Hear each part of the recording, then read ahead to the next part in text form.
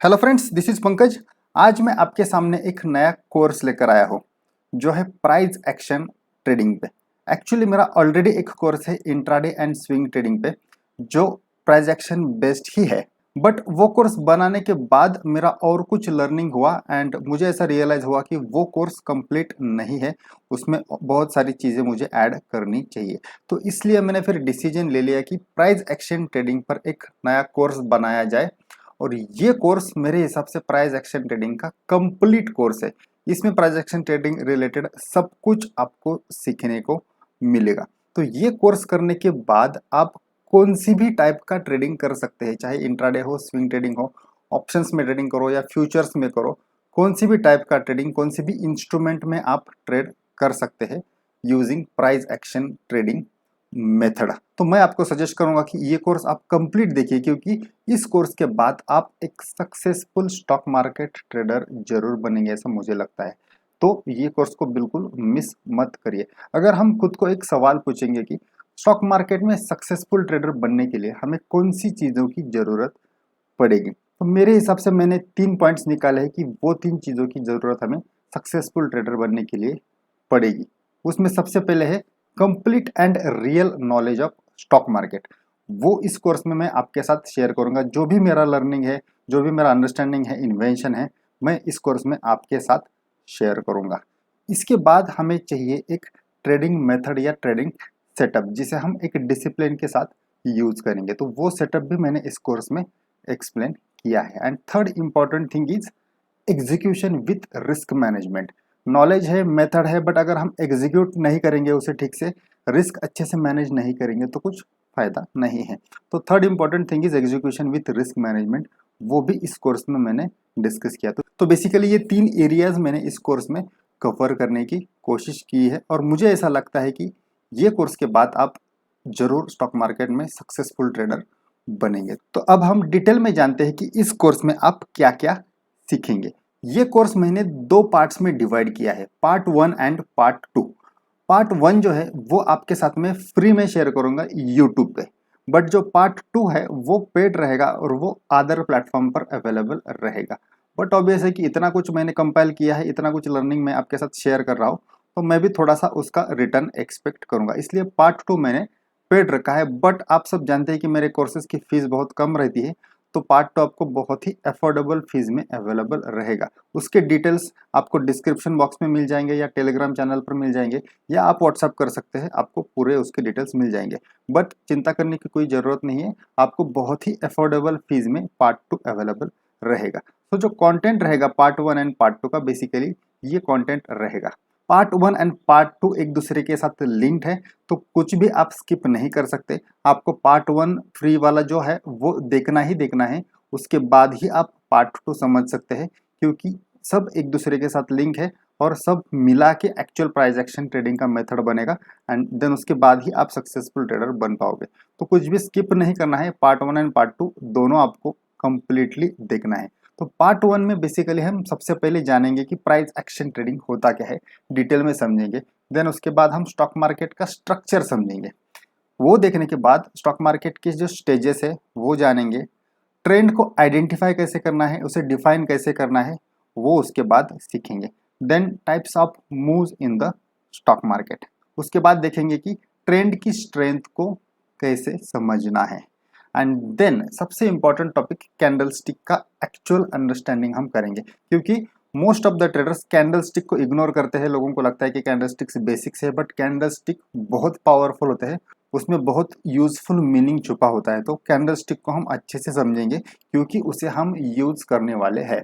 And then उसके बाद हम सपोर्ट एंड रेजिस्टेंस का लॉजिक डिटेल में समझेंगे।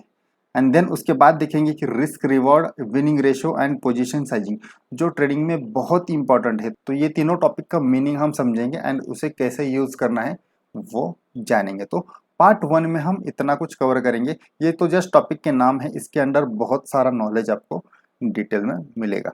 जो पार्ट 2 है उसमें हम सबसे पहले जानेंगे कि ट्रेडिंग के टाइप्स कौन से हैं। मेरे हिसाब से मैंने कुछ टाइप्स यहाँ डिफाइन किए हैं, तो वो जानेंगे। पावरफुल चार्ट पैटर्न्स एंड उसका रियल मीनिंग हम समझेंगे, एंड उन चार्ट पैटर्न्स को हमें यूज कैसे करना है। देन हम देखेंगे कि ब्रेकआउट ट्रेडिंग का कॉन्सेप्ट क्या है, वो कॉन्सेप्ट समझने के बाद हम ब्रेकआउट ट्रेडिंग का सेटअप देखेंगे एंड देन उस सेटअप के हिसाब से ट्रेड कैसे लेना है, कब एंट्री लेनी है, कब एग्जिट करना है, सब कुछ यहाँ सीखेंगे। देन उसके बाद हम सप्लाई डिमांड का कॉन्सेप्ट समझेंगे एंड उसके बाद देन रिवर्सल ट्रेडिंग का कॉन्सेप्ट एंड रिवर्सल ट्रेडिंग का सेटअप हम जानेंगे। ये होने के बाद नेक्स्ट टॉपिक है multi time frame analysis. Multiple time frame analysis कैसे करना है एंड उसे ट्रेडिंग में यूज कैसे करना है। देन स्टॉक सिलेक्शन कैसे करना है, वॉच लिस्ट कैसे डेली प्रिपेयर करनी है, डेली कौन सी चीज़ें हमें ऑब्जर्व करनी है, वो सब कुछ देखेंगे। देन 10th जो टॉपिक है प्राइस एक्शन सीक्रेट कॉन्सेप्ट्स, ये एक्चुअली गेम चेंजर टॉपिक है क्योंकि यहाँ प्राइस एक्शन रिलेटेड मेरे कुछ ऑब्जर्वेशन या अंडरस्टैंडिंग या लर्निंग आप बोल सकते हैं, वो आपके साथ में शेयर करने वाला हूँ और वो टॉपिक्स आपको डायरेक्टली ट्रेडिंग में यूज होने वाले हैं। तो ये बहुत ही यूजफुल टॉपिक रहने वाला है और ये आपको बहुत हेल्प करेगा एक सक्सेसफुल ट्रेडर बनने के लिए। देन उसके बाद हम वॉल्यूम का लॉजिक समझेंगे क्योंकि वॉल्यूम भी एक वास्ट टॉपिक है। वॉल्यूम को पढ़ना और एक्चुअल में यूज करना एक स्किल है, तो उसके रिलेटेड जो भी मेरा अंडरस्टैंडिंग है वो आपके साथ में शेयर करूंगा।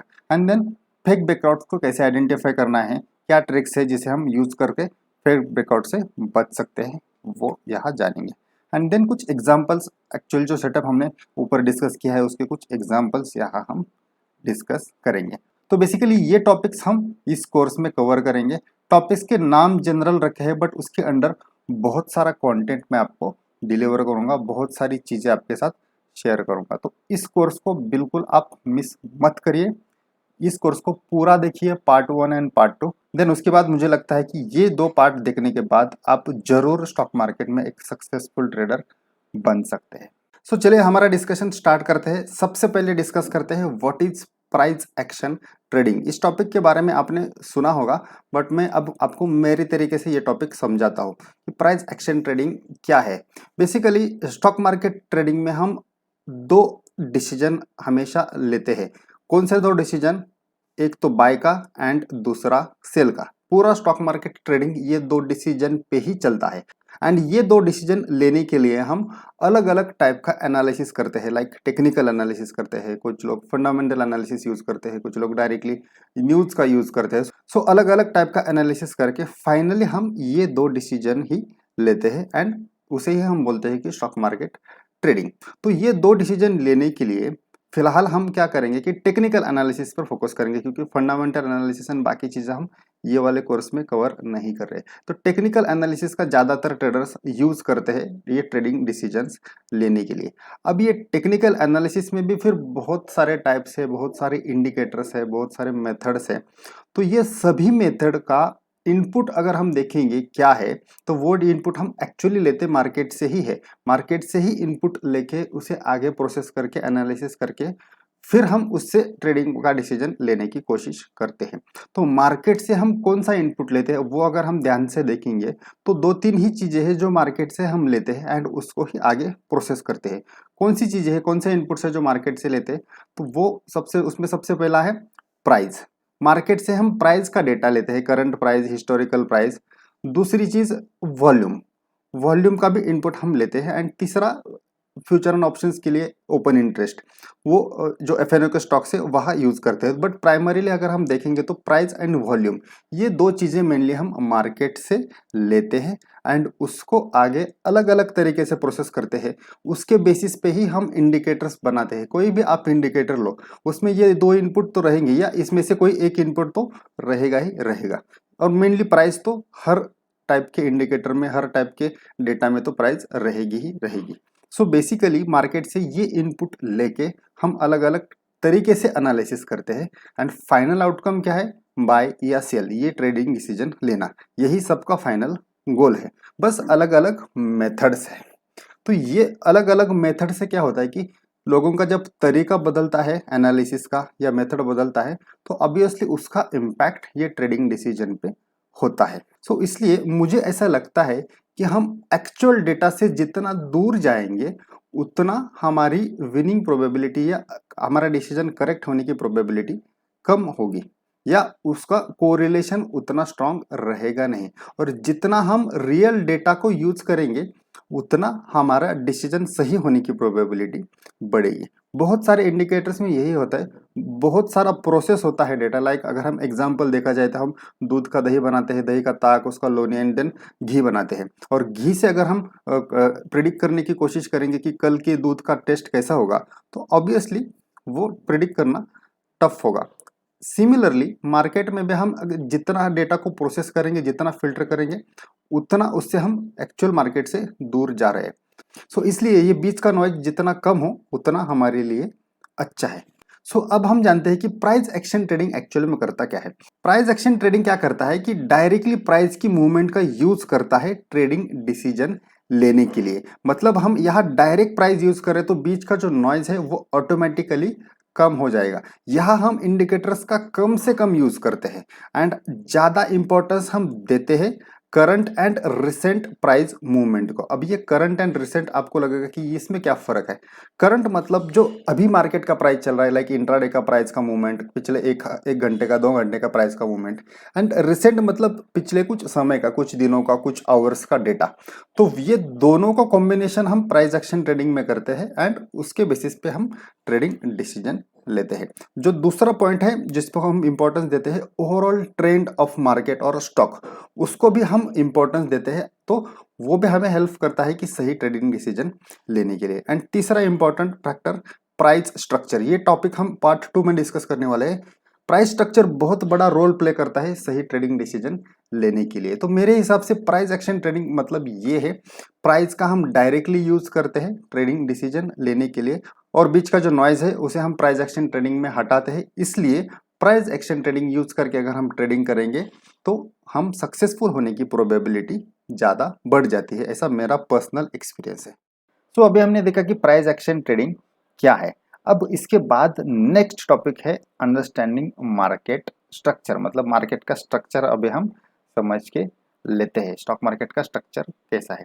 अब ये समझने से पहले मैं आपको एक सवाल पूछना चाहता हूँ कि why stock prices move up और डाउन। मतलब स्टॉक के जो प्राइजेस है वो ऊपर या नीचे क्यों मूव हो जाते हैं, उसका मुझे सिर्फ एक रीज़न बताओ। तो अगर हम सोचेंगे तो हमें क्या क्या, हमारे सामने क्या क्या रीजंस आएंगे कि कोई न्यूज़ की वजह से स्टॉक की प्राइस ऊपर या नीचे चली जाती है, या फिर कुछ गवर्नमेंट की पॉलिसीज़ की वजह से होता है, कोई गवर्नमेंट कुछ अनाउंस करता है तो फिर स्टॉक की प्राइस ऊपर या नीचे चली जाती है, कुछ ग्लोबल न्यूज़ आती है, यूएस मार्केट से कुछ न्यूज़ आती है, या और कुछ सेक्टरल चेंजेस हो जाते हैं। तो ऐसे अलग अलग रीज़न हमारे सामने फिर आएंगे जिसकी वजह से स्टॉक के प्राइजेस में फर्क पड़ता है या प्राइस ऊपर या नीचे मूव हो जाती है। बट अगर हम सिर्फ एक रीज़न ढूंढने की कोशिश करेंगे या ये सबका कोरिलेशन सिर्फ एक रीज़न के साथ जोड़ने की कोशिश करेंगे, तो ध्यान से सोचिए कि कौन सा ऐसा एक रीज़न है जिसकी वजह से स्टॉक के प्राइजेस मूव हो जाते हैं। वो रीज़न है अर्निंग्स। अब आप बोलेंगे कि अर्निंग्स कैसे, समझाता हूँ। कोई भी स्टॉक ईयर ऑन ईयर ऊपर जाता है, लाइक रिलायंस का एक एग्जांपल लेते हैं कि ईयर ऑन ईयर रिलायंस बढ़ता रहता है, इन्फोसिस ईयर ऑन ईयर बढ़ता रहता है, या पिछले कुछ सालों में टाटा मोटर्स में बहुत बड़ा फॉल हुआ। तो अगर हम ध्यान से ऑब्जर्व करेंगे, जो कंपनी कंसिस्टेंटली अर्न करती है उस स्टॉक के प्राइस कंसिस्टेंटली ऊपर चले जाते हैं, और जो कंपनी के अर्निंग्स निगेटिव आते हैं या फ्लक्चुएट होते हैं या एक रेंज में ही है, वो स्टॉक की प्राइस बढ़ती नहीं, रादर थोड़ी थोड़ी घटती है। सो अर्निंग पे ही सब कुछ डिपेंड है। अगर अर्निंग ठीक ठाक है, अर्निंग बढ़ रहा है, तो ही स्टॉक के प्राइजेस ऊपर चले जाएंगे, और अर्निंग नहीं है अच्छा, अर्निंग खराब है, तो स्टॉक के प्राइजेस नीचे नीचे ही चले जाएंगे। यही एक रीज़न है जिसकी वजह से स्टॉक के प्राइस ऊपर नीचे चले जाते हैं। तो आप बोलेंगे कि अलग अलग न्यूज़ की वजह से भी स्टॉक के प्राइजेस में मूवमेंट आता है। अगर हम ध्यान से देखेंगे तो फाइनली होता क्या है, कोई भी न्यूज़ आता है कोई भी स्टॉक के रिलेटेड, तो फाइनली उस न्यूज़ का इम्पैक्ट अगर अर्निंग पे होने वाला है, ऐसी कुछ विजिबिलिटी होती है, तो ही स्टॉक के प्राइस में मूवमेंट आता है, या वो सिर्फ फिर टेम्परेरी रिएक्शन हो जाता है और स्टॉक के प्राइजेस फिर रिकवर हो जाते हैं। अगर क्लियर विजिबिलिटी है कोई भी न्यूज़ की, कोई भी खराब न्यूज़ है या अच्छी न्यूज़ है, उस न्यूज़ की वजह से अगर आने वाले समय में उस स्टॉक के अर्निंग पे कुछ इम्पैक्ट होने वाला है, आइदर पॉजिटिव या निगेटिव, तो ही फिर उस स्टॉक के प्राइस में मूवमेंट आएगा, या मूवमेंट होगा तो वो मूवमेंट सस्टेन होगा। कभी कभी रिएक्शन में मूवमेंट हो जाता है, बट अगर उस न्यूज़ में दम नहीं है या अर्निंग पे अगर इम्पैक्ट उतना नहीं होने वाला है तो फिर उसमें शार्प रिकवरी आती है। लाइक ब्रेग्जिट का भी एक एग्जांपल था कि उस समय मार्केट गैप डाउन ओपन हुआ था बट शार्पली रिकवर हुआ था। तो ऐसे बहुत सारे न्यूज़ आते हैं जहां रिएक्शन तो आता है, बट उस न्यूज़ की वजह से अगर अर्निंग इम्पैक्ट नहीं होने वाला है या बहुत माइनर इम्पैक्ट होने वाला है तो फिर रिकवरी आती है। तो इससे हमें मैसेज क्या लेना है कि कोई भी न्यूज़ जब हमारे सामने आती है तो हमें ध्यान से सोचना है कि क्या उस न्यूज़ की वजह से सच में उस स्टॉक के अर्निंग इम्पैक्ट होने वाले हैं, आइदर पॉजिटिवली या निगेटिवली। अगर कुछ ऐसी विजिबिलिटी लगती है तो डेफिनेटली फिर उस दिशा में स्टॉक की मूवमेंट होगी। मतलब खराब न्यूज़ होगी तो स्टॉक गिरेगा, गिर के नीचे सस्टेन होगा। अगर न्यूज़ अच्छी हो तो स्टॉक बढ़ेगा और बढ़ के ऊपर सस्टेन भी होगा। For example Reliance, last year Reliance में बहुत सारा इन्वेस्टमेंट आया, बहुत सारी बड़ी बड़ी कंपनीज ने रिलायंस में इन्वेस्ट किया। तो वो तो डायरेक्ट विजिबिलिटी थी, लाखों करोड़ों रुपए रिलायंस में आ रहे हैं। मतलब क्या, वो पैसा आगे इन्वेस्ट होगा, रिलायंस का बिजनेस बढ़ेगा और रिलायंस का ओवरऑल अर्निंग बढ़ेगा। इसलिए रिलायंस के शेयर प्राइजेस लास्ट 1 ईयर में बहुत अच्छे, मतलब डबल हो गए ऑलमोस्ट, और डबल होके ऊपर सस्टेन भी हो रहे हैं। ऐसा नहीं कि सिर्फ बढ़ ऊपर बढ़ गए और नीचे आ रहे, उस रेंज में सस्टेन भी हो रहे, क्योंकि जो न्यूज़ आई थी उसकी क्लियर विजिबिलिटी थी कि रिलायंस की अर्निंग पॉजिटिवली इम्पैक्ट होने वाले हैं। दूसरा, अगर हम टाटा मोटर्स का एग्जांपल देखेंगे कि पिछले कुछ सालों में टाटा मोटर्स के शेयर प्राइस में फॉल हुआ था, मतलब अभी तो रिकवरी आ रही है, बट उस पिछले कुछ सालों में टाटा मोटर्स का शेयर प्राइस बहुत गिरा था, लगभग 600 की लेवल से 100 के नीचे आया था। तो उस समय की अगर हम न्यूज़ देखेंगे तो उनका निगेटिव, उनके उनके रिजल्ट्स तो निगेटिव आ ही रहे थे, बट ओवरऑल जो न्यूज़ भी आ रहे थे उसका भी इम्पैक्ट शेयर में क्लियरली निगेटिवली विजिबल हो रहा था। तो कोई भी न्यूज़ का कोरिलेशन हमें लगाना है अर्निंग के साथ। अगर उसमें कुछ पॉसिबिलिटी लग रही है कि स्टॉक के अर्निंग्स निगेटिवली या पॉजिटिवली इम्पैक्ट हो गए तो ही उसमें मूवमेंट सस्टेन होगा, अदरवाइज मूवमेंट सस्टेन नहीं होगा, सिर्फ रिएक्शन आएगा और प्राइजेस में रिकवरी हो जाएगी। तो ये एक इंपॉर्टेंट लर्निंग हमें ध्यान में रखना है स्टॉक मार्केट स्ट्रक्चर रिलेटेड। अब दूसरी बात, मूवमेंट का तो ठीक है, हमने समझ लिया है कि अर्निंग्स इम्पैक्ट कब जब होते हैं तब मूवमेंट आती है, बट एक्चुअल में ये मूवमेंट करता कौन है, कौन लोग हैं जो स्टॉक मार्केट में एक्चुअल मूवमेंट करते हैं। वो समझने के लिए हमें ये समझना पड़ेगा कि मार्केट के पार्टिसिपेंट्स कौन है, कौन कौन मार्केट में पार्टिसिपेट करता है। उसके बेसिकली दो कैटेगरीज है, एक रिटेल इन्वेस्टर्स और दूसरे इंस्टीट्यूशनल इन्वेस्टर्स। रिटेल इन्वेस्टर्स मतलब हमारे जैसे लोग जो कुछ हजार रुपए, लाख रुपए या कुछ करोड़ रुपए लेकर मार्केट में आते हैं और इन्वेस्टमेंट करते हैं। और जो दूसरी साइड है इंस्टीट्यूशनल इन्वेस्टर्स, उनमें कौन कौन आता है, फाइनेंशियल इंस्टीट्यूट्स रहती है अलग अलग, या इन्वेस्टर्स के ग्रुप्स रहते हैं, हेज फंड्स, म्यूचुअल फंड्स, मतलब ऐसी पार्टीज जिनके पास बेसिकली बल्क में पैसा है, बड़ी क्वांटिटी में पैसा है, बड़ी अमाउंट में पैसा है, वो लोगों को बोलते हैं हम इंस्टीट्यूशनल इन्वेस्टर्स। फिर उसमें फॉरेन के जो लोग हैं उसे FII बोलते हैं, जो डोमेस्टिक है उन्हें DII बोलते हैं। तो ये मेन जो फर्क है रिटेलर्स एंड इंस्टीट्यूशनल इन्वेस्टर्स में, वो ये है कि उनके पास बल्क पैसा है, बड़ा पैसा है। रिटेलर्स का कैसा है कि रिटेलर्स का ओवरऑल कंट्रीब्यूशन तो मार्केट में कंसिडरेबल है, बट रिटेलर्स का पैसा डिस्ट्रीब्यूटेड है, मतलब बहुत सारे रिटेलर्स है और हर एक के पास छोटा छोटा छोटा छोटा पैसा है। तो रिटेलर्स के जो एक्शंस है उसका इम्पैक्ट मार्केट में दिखता नहीं, या उसका बड़ा इम्पैक्ट मार्केट में आता नहीं। बहुत रेयरली जब एक ही दिशा में सब रिटेलर्स एक्शन लेते हैं या कई पॉजिटिवनेस है, सब लोग बाय करते हैं, तो ही वो रिफ्लेक्शन कभी कभी दिखता है। बट नॉर्मली रिटेलर्स के एक्शंस का इम्पैक्ट मार्केट में दिखता नहीं। But on other side institutional लोगों के एक्शन का इम्पैक्ट मार्केट में दिखता है। मतलब वो लोग जो बाय करते हैं तो शेयर की प्राइस बढ़ जाती है, वो लोग सेल करते हैं तो शेयर की प्राइस गिर जाती है। तो उनके एक्शन का इम्पैक्ट मार्केट में दिखता है। तो क्यों ना फिर हम उनके एक्शंस को ऑब्जर्व करें, उनके फुटप्रिंट्स को फॉलो करें, उनके फुटप्रिंट्स को स्टडी करें, क्योंकि फाइनली प्रॉफिट तो बनने वाला है मूवमेंट के बाद।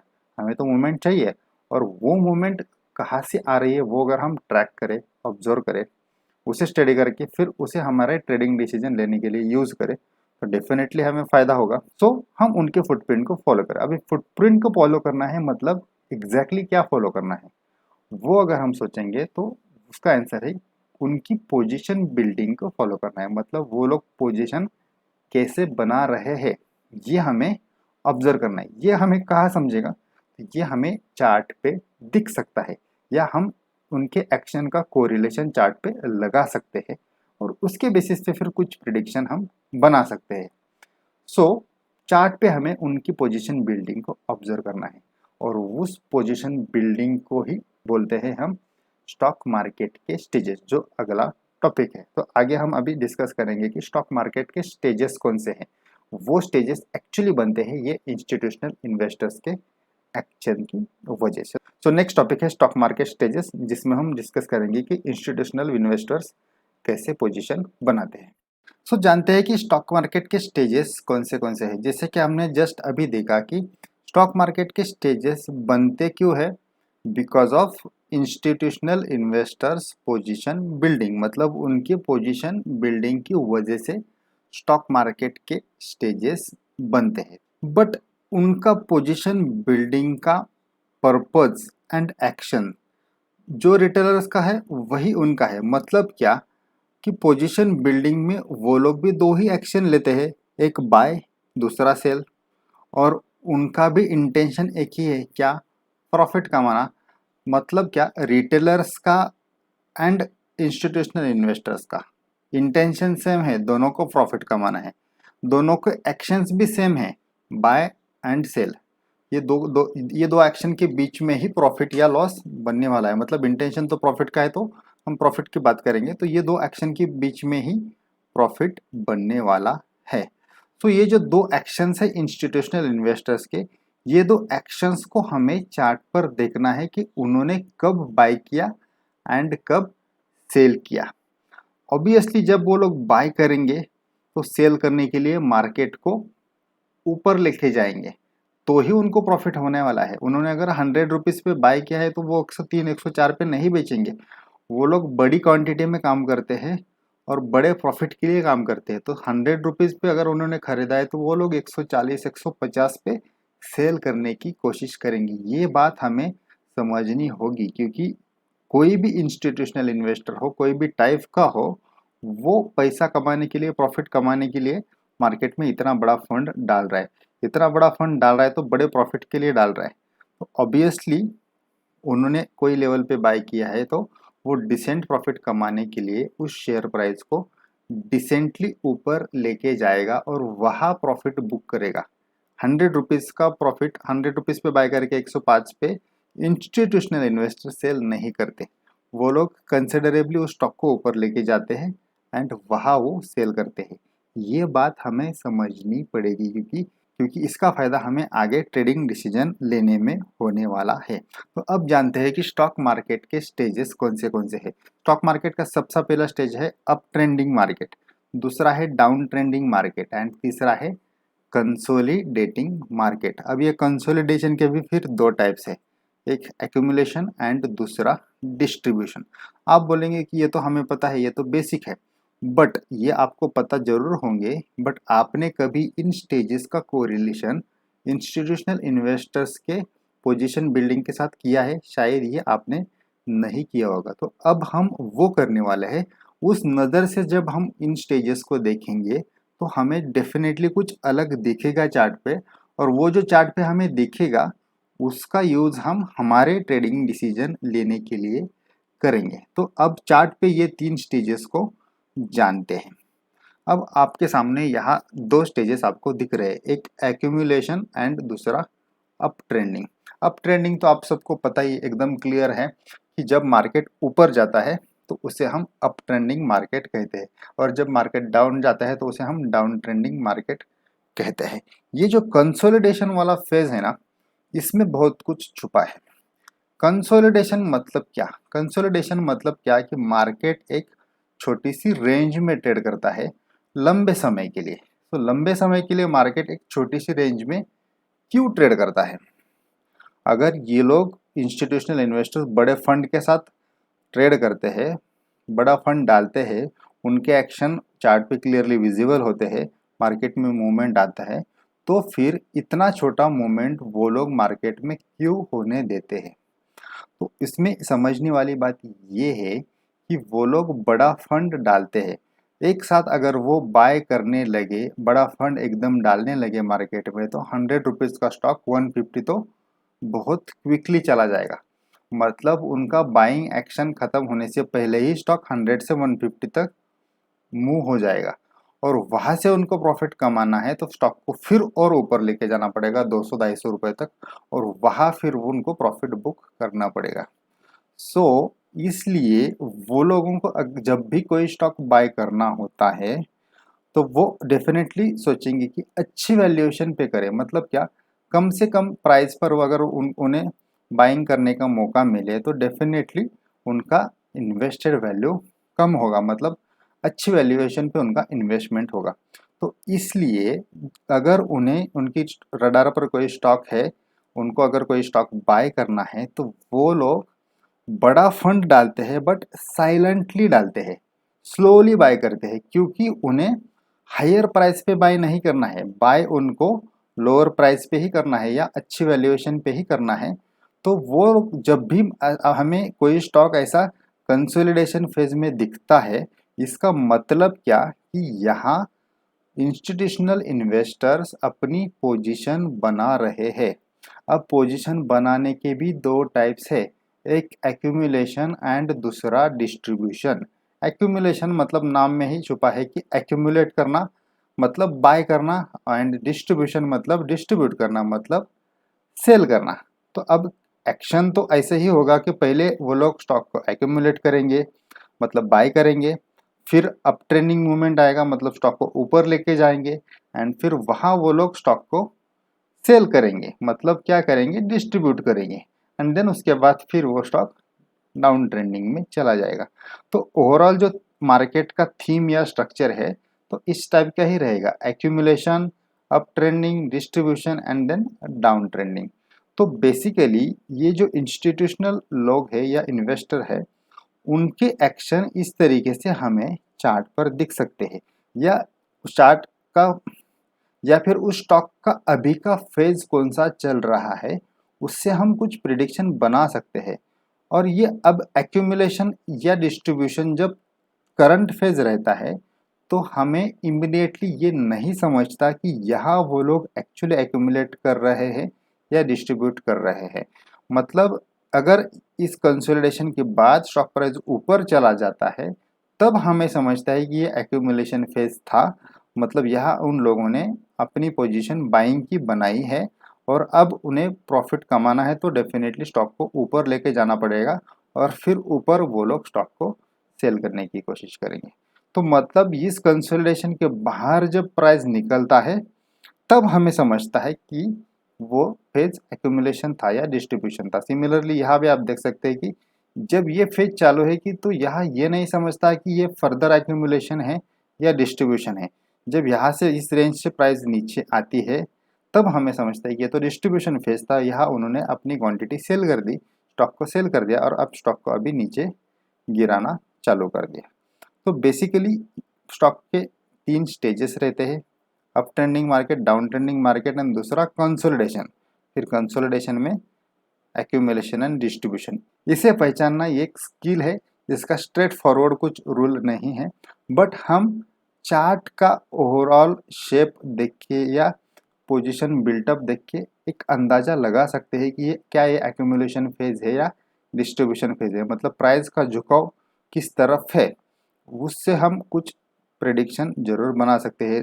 या फिर और कुछ इसमें ट्रिक्स है, लाइक कैंडलस्टिक्स को ऑब्जर्व करके हम उससे कुछ प्रिडिक्शन कर सकते हैं। आगे हम वो सब कुछ डिटेल में डिस्कस करने वाला है। यहाँ जस्ट एक फेजेस समझते हैं कि एक्यूमुलेशन फेज का मतलब क्या और डिस्ट्रीब्यूशन फेज का मतलब क्या। तो स्टॉक मार्केट के तीन स्टेजेस है, up trending, down trending and consolidation.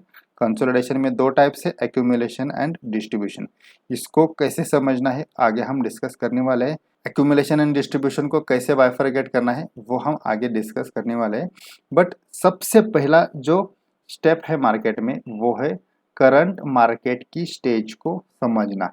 क्योंकि हम जो ट्रेडिंग डिसीजन लेने वाले हैं उसमें ऐसे अलग अलग फैक्टर्स को हम कंसिडर करने वाले हैं। उसमें सबसे पहला फैक्टर है स्टेजेस ऑफ मार्केट, मतलब मार्केट की अभी की स्टेज क्या है। वो जब हम समझेंगे तो डेफिनेटली हमारे ट्रेडिंग डिसीजन लेने में उसका बहुत बड़ा फायदा होगा, क्योंकि मार्केट के स्टेज के अकॉर्डिंग हम हमारे ट्रेडिंग एक्शन लेंगे तो कम से कम समय में हमें ज़्यादा प्रॉफिट होने की प्रोबेबिलिटी बढ़ जाएगी।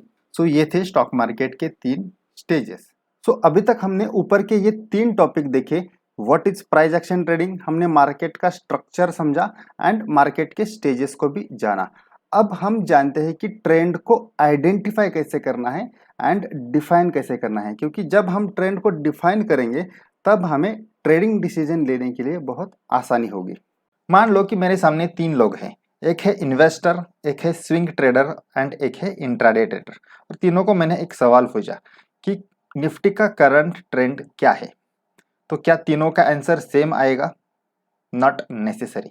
इन्वेस्टर कह सकता है कि नहीं निफ्टी का ट्रेंड है बुलिश, स्विंग ट्रेडर कह सकते हैं कि नो इट इज साइडवेज, और इंट्राडे ट्रेडर कह सकते हैं कि no it is down trending. क्या ये तीनों आंसर आ सकते हैं? यस आ सकते हैं, क्योंकि तीनों का टाइम फ्रेम अलग अलग हो सकता है। इन्वेस्टर में भी वीकली टाइम फ्रेम देखता होगा, स्विंग ट्रेडर में भी डेली टाइम फ्रेम देखता होगा, इंट्राडे ट्रेडर में भी 5 मिनट और 15 मिनट टाइम फ्रेम देखता होगा। तो इससे कंक्लूजन क्या आता है कि trend vary as per time frame. जब भी हमें ट्रेंड देखना है, हमें पहले सबसे पहले टाइम फ्रेम को सिलेक्ट करना होगा एंड देन हम बोल सकते हैं कि इस टाइम फ्रेम पे ये ट्रेंड है, क्योंकि टाइम फ्रेम के हिसाब से ट्रेंड वेरी होगा। वीकली का ट्रेंड अलग होगा, डेली का अलग होगा, आवरली का अलग होगा, 5 मिनट 15 मिनट जो भी इंट्राडे के टाइम फ्रेम है उनका ट्रेंड अलग होगा। तो सबसे पहले हमें टाइम फ्रेम को सिलेक्ट करना है एंड देन हमें देखना है कि ट्रेंड कौन सा है। एक एग्जांपल देखते हैं कि यहाँ आप देख सकते हैं कि डेली का ट्रेंड क्या दिख रहा है, यहाँ साइडवेज, बट यहाँ हम 15 मिनट का देखेंगे तो यहाँ बुलिश दिख रहा है। ये एक्चुअल एग्जांपल है। तो जिस टाइप का ट्रेड हमें लेना है उस हिसाब से हमें टाइम फ्रेम सिलेक्ट करनी है एंड देन उसका ट्रेंड देखना है। अब किस टाइप के ट्रेड के लिए कौन सा टाइम फ्रेम देखना है वो अब आने वाले वीडियोस में देखेंगे। हम हमेशा सुनते हैं कि हमें ट्रेंड फॉलो करना है, हमें ट्रेंड फॉलो करना है, बट जब ट्रेड लेने का समय आता है तब हम क्या करते हैं? डायरेक्टली ट्रेड में जंप करते हैं। एंड जो पहली इंपॉर्टेंट स्टेप होनी चाहिए मार्केट का ट्रेंड डिफाइन करने की, वही हम मिस करते हैं। अगर हम ये स्टेप फॉलो करेंगे कि सबसे पहले हम मार्केट का ट्रेंड डिफाइन करेंगे एंड देन उस दिशा में अगर हम ट्रेड लेंगे तो हमारी विनिंग प्रोबेबिलिटी बढ़ेगी, हमारा सक्सेस रेशियो भी बढ़ेगा। तो मार्केट का ट्रेंड डिफाइन कैसे करना है, उसके 2 मेथड्स है। एक है traditional method based on the market structure, वो अभी हम डिस्कस करेंगे एंड देन उसके बाद दूसरी मेथड हो सकती है यूजिंग इंडिकेटर्स। अब इंडिकेटर्स में बहुत सारे अलग अलग इंडिकेटर्स होते हैं। यहाँ इस कोर्स में मैं एक मेथड आपको इंडिकेटर की एक्सप्लेन करूंगा, बट आप बाकी भी इंडिकेटर्स वहाँ ट्राई कर सकते हैं। बट यहाँ पर्पज क्या है कि वो इंडिकेटर्स यूज करके हमें ट्रेंड डिफाइन करना है, हमें कुछ रूल सेट करना है एंड उसके हिसाब से देन ट्रेंड को डिफाइन करने का है। तो सबसे पहले दिन देखते हैं कि ट्रेडिशनल मेथड क्या है मार्केट स्ट्रक्चर की। ट्रेडिशनल मेथड में हम मार्केट के स्विंग्स को कंसिडर करते हैं, और टू बी प्रिसाइज मार्केट के जो स्विंग है एंड स्विंग लो रहते हैं उसे हम चार्ट पे मार्क करते हैं। यहाँ एक एग्जांपल के साथ हम देखेंगे। यहाँ से स्टार्ट करते हैं। यहाँ से मार्केट मूव हुआ, यहाँ ऊपर एक मार्केट ने हाई बनाया, देन उसके बाद मार्केट नीचे आया एंड यहाँ एक लो बनाया। अब ये जो हाई बना है ये इसके प्रीवियस जो हाई था उसके ऊपर बना है, हायर एलिवेशन पे बना है, तो इसे हम कहेंगे हायर हाई। देन इसके बाद यहाँ से मार्केट ऊपर आया यहाँ, और मार्केट ने एक नया हाई बनाया। तो ये अगेन जो हाई है हम प्रीवियस हाई के साथ कंपेयर करेंगे। तो प्रीवियस जो हाई था यहाँ था, नया जो हाई है इस एलिवेशन के ऊपर बना है, तो इसे हम क्या कहेंगे? Higher high. सिमिलरली मार्केट यहाँ से रिट्रेस हुआ एंड यहाँ एक लो बना, तो ये जो लो बना प्रीवियस लो के कंपैरिजन में कहाँ बना? हायर एलिवेशन पे बना, तो इसे हम कहेंगे हायर लो। तो ये हायर हाई हुआ, ये हायर लो हुआ। सिमिलरली हम आगे के भी हाई एंड लोज को मार्क करेंगे। सो ये भी हाई जो नया बना, सिमिलरली हम आगे के हाई एंड लोज को भी मार्क करेंगे। सो ये जो नया यहाँ हाई बना प्रीवियस हाई के ऊपर था, तो इसे भी हम हायर हाई करेंगे। ये भी और एक हायर हाई हुआ। ये अगेन एक हायर लो हुआ, ये अगेन एक हायर लो हुआ। सो जब भी मार्केट में इस टाइप का स्ट्रक्चर बनता है जहां market higher high and higher low बनाता है, तब हम कह सकते हैं कि मार्केट बुलिश ट्रेंड में है। बट इस टाइप का प्राइस स्ट्रक्चर बनने के लिए कितने हाई एंड लो बनने चाहिए? तो मेरे हिसाब से एटलीस्ट दो तो बनने चाहिए। सो जब दो हायर हाई एंड दो हायर लो बनते हैं, तब जाके एक क्लियर विजिबिलिटी आती है कि ट्रेंड अब पॉजिटिव हो चुका है। तो इसके बाद फिर जितने higher high and higher lows बनेंगे उतना ट्रेंड क्लियर एंड स्ट्रांग होते जाएगा। तो इस मेथड में ड्रॉबैक यही है कि थोड़ा सा सिग्नल लेट मिलता है, मतलब यहाँ दो हाई एंड दो लो। इस मेथड में ड्रॉबैक एक ही है कि बस यहाँ सिग्नल थोड़ा सा लेट मिलता है। यहाँ आप देख सकते हैं कि दो हाई एंड दो लो बनने के बाद हमें क्लैरिटी आती है कि ट्रेंड अब बुलिश हो चुका है। बट भले ही सिग्नल लेट आए, सिग्नल बहुत ही स्ट्रांग मिलता है, क्योंकि इस टाइप का प्राइस स्ट्रक्चर अच्छे से वर्क होता है और ये रिलायबल भी रहता है। सो ट्रेडिंग की एक्यूरेसी भी इस टाइप के प्राइस स्ट्रक्चर में बढ़ती है। तो कंक्लूजन ऐसा निकालेंगे, जब भी market higher high and higher low बनाता है तब हम उसे बुलिश ट्रेंड कहेंगे। अब और एक एग्जांपल देखते हैं बेयरिश ट्रेंड का। तो यहाँ देखते हैं कि यहाँ से स्टार्ट करते हैं, यहाँ एक मार्केट ने हाई बनाया था, इसके बाद मार्केट नीचे आया और यहाँ एक लो बना। सो ये जो लो बना प्रीवियस लो के कंपैरिजन में कहाँ बना? लोअर एलिवेशन पे बना, तो इसे हम कहेंगे लोअर लो। फिर मार्केट में बाउंस किया एंड एक नया स्विंग हाई बना के रिट्रेस हुआ। सो ये जो नया स्विंग हाई यहाँ बना है, ये कहाँ बना? जो प्रीवियस हाई था उसके नीचे लोअर साइड में बना, तो इसे हम नाम देंगे लोअर हाई। सिमिलरली फिर आगे के जो हाई एंड लोज मार्केट ने बनाए वो लोअर साइड में ही बनाए हैं, मतलब जो भी लो बनाया वो लोअर साइड में बनाया और जो भी हाई बनाया प्रीवियस हाई के कंपैरिजन में लोअर साइड में बनाया। तो हम इसे कहेंगे lower high and lower low price structure. So जब भी इस टाइप का प्राइस स्ट्रक्चर बनता है उसे हम डाउन ट्रेंड कहते हैं। ये भी कंफर्म होने के लिए एटलीस्ट दो हाई एंड दो लो तो लगनी चाहिए। सो यहाँ हम बोल सकते हैं कि लगभग यहाँ कि मार्केट अब थोड़ा सा बेयरिश टर्न हुआ है। और उसके बाद आप देख सकते हैं कि ये एक्चुअल चार्ट है, तो उसके बाद मार्केट ने डाउन ट्रेंड कंटिन्यू किया। तो इस टाइप का प्राइस स्ट्रक्चर बनने में थोड़ा सा समय जाता है, बट जब भी बनता है ये पावरफुल रहता है। तो ये सबसे सिंपल बट पावरफुल मेथड है ट्रेंड को डिफाइन करने की। Up trend and down trend के बाद जो तीसरा ट्रेंड टाइप है वो है कंसोलिडेशन फेज, और इसे डिफाइन करना भी उतना ही जरूरी है, क्योंकि जो मार्केट का स्मार्ट मनी होता है, मतलब बड़े इन्वेस्टर्स की कैश मार्केट की पोजीशन होती है, वो कंसोलिडेशन फेज में ही बनती है, क्योंकि उन्हें बड़ी क्वांटिटी में बाई या सेल करना होता है, तो वो स्लोली बाई करते हैं। एक ही दिन में उनकी बाइंग की या सेलिंग की पोजीशन नहीं बन सकती, या फिर अगर वो ऐसा करेंगे तो मार्केट में क्रैश आ जाएगा। तो कंसोलिडेशन फेज में वो अपनी पोजीशन बनाते हैं, और इसलिए जो भी ब्रेकआउट कंसोलिडेशन के बाद होता है वो बहुत ही स्ट्रांग ब्रेकआउट रहता है। तो कंसोलिडेशन मतलब क्या? तो जब भी प्राइस एक सपोर्ट एंड रेजिस्टेंस के बीच में मूव होती है या कंसोलिडेट करती है, तो उसे हम कंसोलिडेशन फेज बोलेंगे। यहाँ आप देख सकते हैं कि ये जो ऊपर की लाइन है ये है रेजिस्टेंस लाइन एंड ये नीचे एक सपोर्ट लाइन है। तो यहाँ मार्केट एक रेंज में मूव हो रहा है, मतलब जब भी यहाँ आता है यहाँ से सपोर्ट लेके बाउंस होता है, और जब भी यहाँ ऊपर जाता है यहाँ से रेजिस्टेंस लेके फिर नीचे आ रहा है। तो यहाँ एक आइडियल शेप में मार्केट मूव हो रहा है। बट हर बार कंसोलिडेशन का जो शेप है इस टाइप का नहीं रहता, वो अलग अलग टाइप का हो सकता है। तो फिर ये शेप के हिसाब से भी कंसोलिडेशन के टाइप बनते हैं, वो अब हम देखेंगे। कंसोलिडेशन शेप के हिसाब से जो टाइप्स बनते हैं वो तीन टाइप्स है: range contraction, range expansion and triangular range. तो इसमें सबसे पहले रेंज कॉन्ट्रैक्शन वाला देखते हैं। यहाँ आप देख सकते हैं कि मार्केट यहाँ से नीचे आने के बाद सपोर्ट लेके यहाँ आया, देन नीचे आया, तो एक ये रेंज मार्केट की बनी। यहाँ एक रेजिस्टेंस था, यहाँ एक सपोर्ट था, बट इसके बाद आप यहाँ आगे देख सकते हैं कि ये जो मार्केट की रेंज है वो छोटी हो गई, मतलब रेंज कॉन्ट्रैक्ट हो गई। यहाँ एक बड़ी रेंज थी, फिर मार्केट थोड़ा सा और डल हुआ एंड एक छोटी रेंज में फिर से मूव होने लगा, तो ये एक नई रेंज बनी। तो इसे हम बोलेंगे रेंज कॉन्ट्रैक्शन, मतलब एक रेंज में दूसरी रेंज बन गई। इसे डिफाइन करना इसलिए जरूरी है कि जब मार्केट इस नए रेंज के भी बाहर निकलता है तो भी एक ब्रेकआउट बनता है।